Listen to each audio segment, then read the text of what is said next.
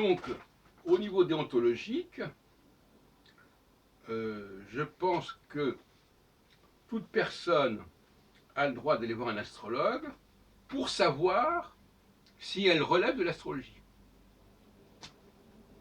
C'est un astrologue, ça doit être même sa spécialité, sa formation majeure, c'est de se donner les moyens de déterminer si la personne correspond ou pas. C'est intéressant parce qu'au lieu de chercher à tout prix à faire coller, eh bien non, l'astrologue apprend à dire ben non, ça ne marche pas. Et ça, c'est déjà extrêmement formateur, vous l'avouerez. Donc ça change complètement la situation.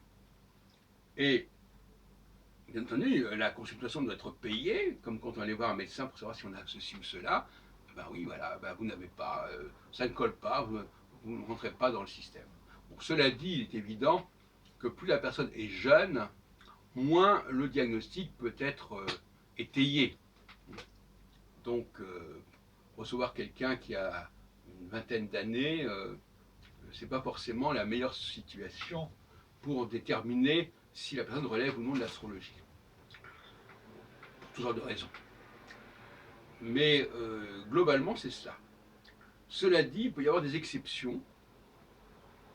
J'ai appris récemment qu'il y avait eu des gens qui avaient discuté de ma date de naissance et qui considéraient sur Facebook que c'était l'heure de ma mère qui était plus intéressante que celle de l'état civil, vu que ça me donnait un thème astral qui était plus en rapport avec mon image, etc.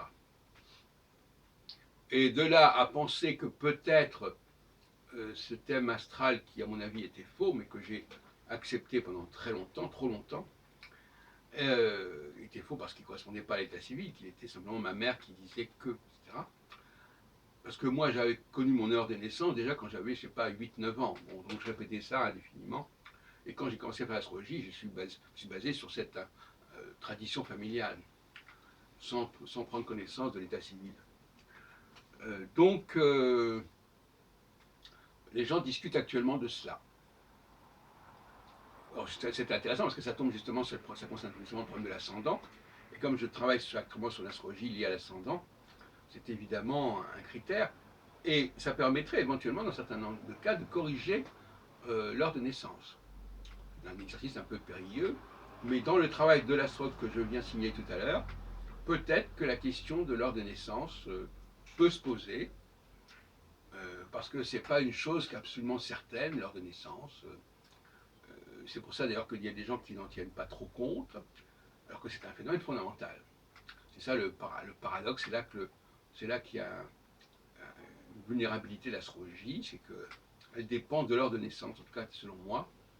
Et c'est pour ça que les grands princes faisaient venir un astrologue pour assister à l'accouchement, de façon à certifier l'heure de naissance.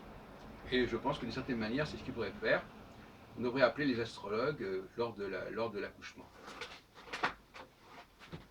Pour qu'ils délivrent un certificat officiel, par-delà tout ce qui peut être dit ou écrit par ailleurs.